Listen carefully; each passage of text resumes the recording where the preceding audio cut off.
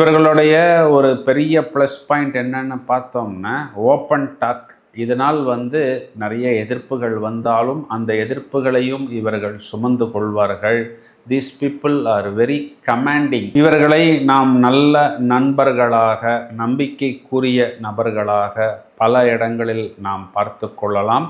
கொஞ்சம் இவர்கள் அந்த உணர்ச்சி வசப்படும் பொழுது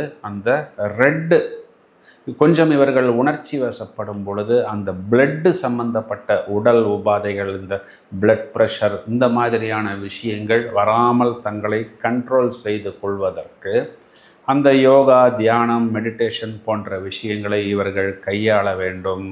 இவர்களுக்கு 5ஆம் அதிபதி சூரியன் அப்படிங்கிறதுனால தொடர்ச்சியாக சிவன் வழிபாடு செய்யும் பொழுது இவர்களுக்கு உயர்நிலை, உயர் பதவி, நிறைய கடன் பிரச்சனைகளிலிருந்து வெளிவரக்கூடிய அமைப்பு அப்படிங்கிறது ஏற்படும். இவர்களுக்கு குரு என்ற கிரகம் 4ஆம் வீட்டில் உச்சமடைவதனால் மஞ்சள் புஷ்பராகம் அப்படின்னு சொல்லக்கூடிய அந்த எல்லோ சஃபயர் மோதிரத்தை அணிந்து கொள்வதன் மூலம் பொருளாதாரத்தில் நல்ல முன்னேற்றம் அப்படிங்கிறது கண்டிப்பாக கிடைக்கும்.